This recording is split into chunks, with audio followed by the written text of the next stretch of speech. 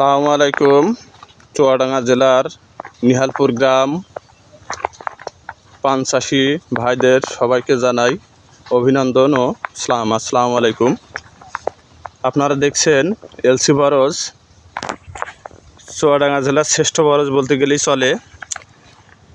যিনি উদ্যোক্তা বা চাষি, তিনিও অনেক ভালো মনের মানুষ, সবসময় কাজের ওপরে ব্যস্ত।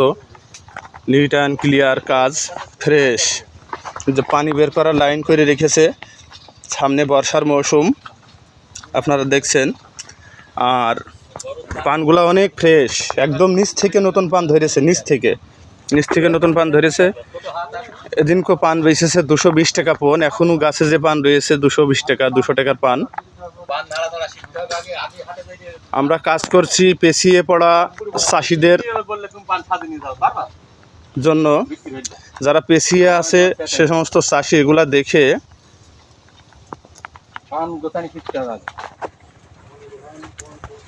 তাদের ত্রুটি বিস্ত্রুটিগুলা সেরে নেবে।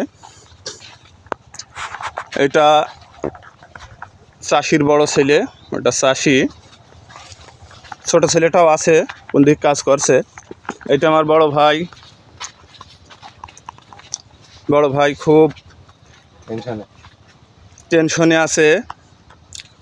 বরজ দেখে মাথায় হাত, এ কি করে সম্ভব? এটা তো সম্ভবের বাইরে।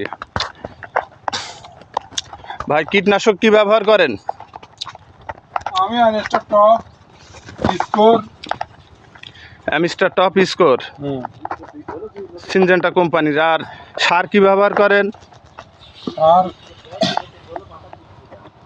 ইউরিয়া, ফসফাইট, পটাশ, যার বলা হয় কি রাশিয়ান সার। হ্যাঁ, খুবই মেধাসম্পন্ন চাষি। ইউরিয়া, ফসফেট, পটাশের উপরই নির্ভর করে চলে।